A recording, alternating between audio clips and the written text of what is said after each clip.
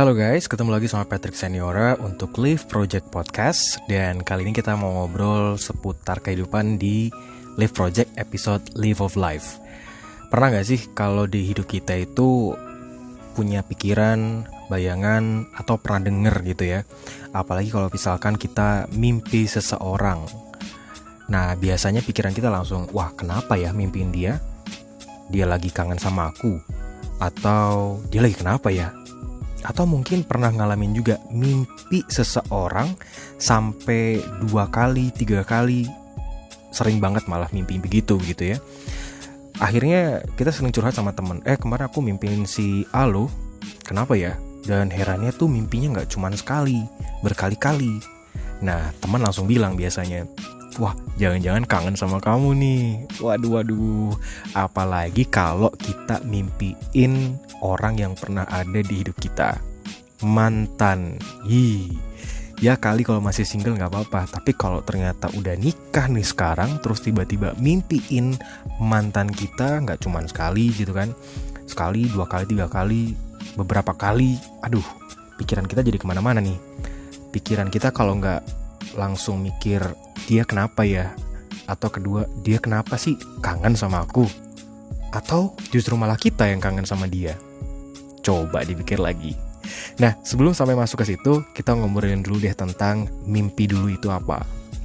Jadi, pas kita tidur nih, ternyata otak terus beraktivitas. Terus, apa yang terjadi dong sama otak saat kita lagi tidur dan bahkan bermimpi? Jadi ketika kita tidur, otak akan mereset dan juga mengeset mode tidur. Dan ketika kita memasuki tahapan tidur yang semakin nyenyak, otak akan mematikan gerakan otot semuanya kecuali mata.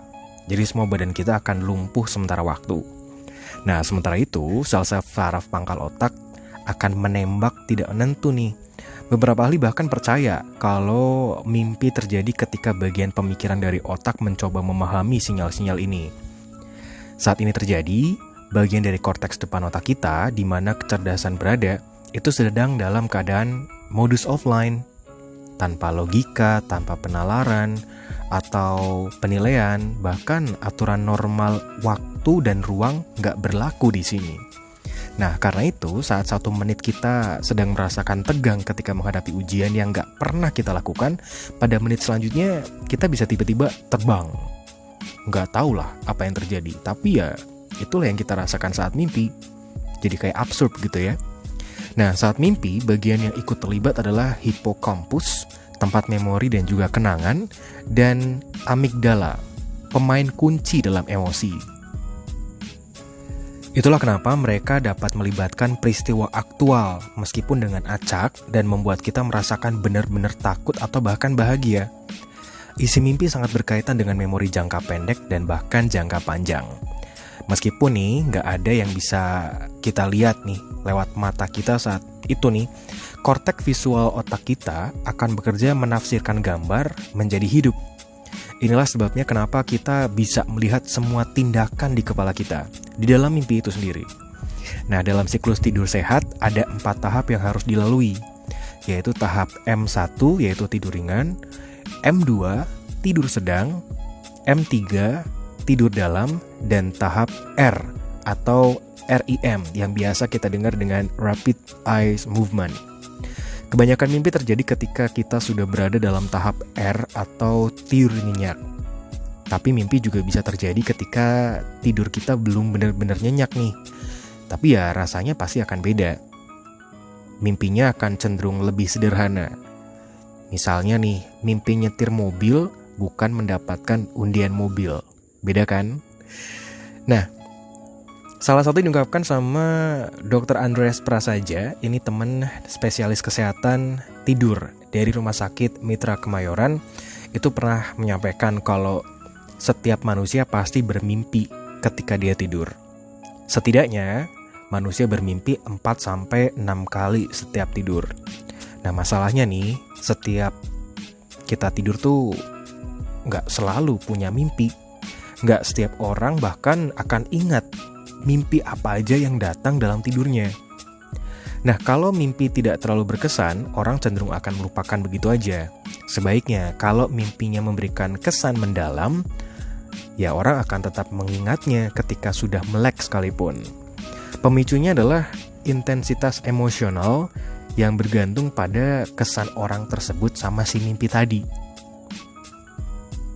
Nah, masih menurut Dr. Andreas nih ya, selain intensitas emosional, ingat enggaknya seseorang sama mimpi juga dipengaruhi oleh waktunya kita melek. Jadi pas kita bangun tepat di saat tahap R atau pas tahap lagi nyenyak-nyenyaknya, kita akan lebih mudah mengingat mimpi itu sendiri. Nah sebaliknya, kalau misalkan kita terbangun pada tahap tidur M1 atau dalam tidur ringan, ya biasanya sih malah lebih susah ya untuk mengingat lagi mimpi yang terjadi. Jadi itulah ngomongnya tentang mimpi. Kalau tentang mimpi itu sendiri ya akan random, tapi kadang sangat berkaitan dengan memori jangka pendek dan jangka panjang kita. Nah masalahnya kalau kita mimpiin seseorang atau bahkan mimpi sesuatu berkali-kali, gimana dong jadinya? Ada prasangka kalau misalnya mimpiin seseorang berkali-kali ngerasa, oh my god dia pasti kangen gue nih, atau bahkan jangan-jangan gue yang kangen dia ya. Coba deh, kamu pernah nggak mimpiin seseorang beberapa kali atau bahkan berkali-kali mimpinya datang terus sampai kita bingung? Ya nggak sedikit sih orang yang bilang kalau mimpi itu cuma bunga tidur. Jadi dengan kata lain, mimpi itu nggak punya arti sama sekali. Tapi banyak juga kok orang yang percaya dengan mitos yang bilang kalau kita memimpiin seseorang bahkan berulang kali, dia hadir di mimpi kita, itu tandanya dia sedang kangen sama kita. Rindu berat, oh my god. Tapi apa bener gak sih? Bener gak ya kayak gitu? Ya, pastilah. Kamu pernah dong memimpikan seseorang yang sama berulang kali ketika tidur gitu kan? Ya tiba-tiba aja misalkan nih mantan pacar yang dulu selalu ada, sekarang selalu hadir di mimpi. Terus tiba-tiba kita jadi percaya kalau mimpi itu artinya si mantan lagi kangen sama kita. Mungkin, atau justru malah kamu yang kangen sama dia. Seorang pendiri aliran psikoanalisis dalam bidang ilmu psikologi yaitu Sigmund Freud itu pernah mengkaji efek psikologis dari mimpi dan hubungannya dengan pikiran sadar manusia. Ternyata perasaan kita sebenarnya masih terhubung dengan pikiran kita walaupun kita sedang tidur pules. Ya meskipun tadi udah dibilang ya, nalar, logika, dan hal-hal lainnya sudah terputus offline mode gitu kan, mode offline. Tapi ternyata perasaan kita masih tersambung ketika kita tuh tidur pules. Sigmund Freud sendiri juga pernah bilang kalau seseorang ingin memahami apa yang terjadi di dunia nyata, dia perlu mengetahui apa yang terjadi di alam bawah sadarnya. Karena ketika seseorang itu bermimpi, alam bawah sadarlah nih yang paling berperan. Itu yang paling benar. Jadi alam bawah sadar yang paling berperan ya.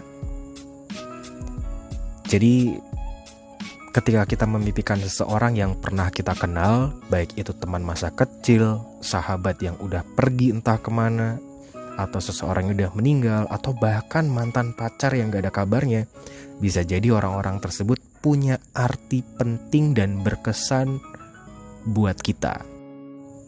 Dr. John Mayer, seorang profesor psikologi dari University of New Hampshire, pernah bilang kalau kita bermimpi melihat orang yang sama dan berulang kali dalam mimpi kita, itu adalah sebuah tanda tekanan dalam pikiran alam bawah sadar kita sendiri. Selain itu, kita sebaiknya coba ingat kembali deh. Apa kita punya permasalahan yang perlu diselesaikan sama orang yang berulang kali muncul di mimpi kita? Atau justru malah kita punya kisah yang belum selesai? Mungkin aja tanpa kita sadari telah membuatnya marah, tapi kita terlalu malu untuk minta maaf. Atau kita telah dikecewakan sama seseorang yang muncul di mimpi kita berulang kali, sehingga tanpa kita sadari nih, hal itu bikin memunculkan perasaan tertekan ke diri kita tanpa kita sadari. Jadi kalau ingat seseorang itu yang muncul dalam mimpi kita gitu ya, bawaannya tuh keinget cerita lama yang mungkin bikin kita sakit misalnya. Nah, cara untuk menghentikan mimpi itu ya harus kita temui orang itu dan menyelesaikan permasalahan kita dengannya. Tapi nih guys, kalau posisinya itu justru malah kita yang dikecewakan, pakai banget lagi. Dr. Meyer menyarankan biar kita mencoba untuk melupakan kejadian itu dan menerimanya dengan lapang dada, alias memilih untuk ikhlas. Jadi, jangan terlalu percaya diri dulu ya kalau memimpikan orang yang sama berulang-ulang kali, tandanya orang itu lagi kangen, rindu atau pengen ketemu sama kamu. Belum tentu ternyata ya. Well done, semoga kejawab deh salah satu mitos yang bikin kita jadi baper karena mimpiin seseorang yang pernah ada di hidup kita berulang kali, mikirin jadi dia tuh kangen sama aku atau dia kenapa-kenapa, atau justru malah itu tadi, kita udah dapet jawabannya. Sampai ketemu lagi di episode selanjutnya dari Live Project Podcast bareng sama Patrick Seniora. See ya!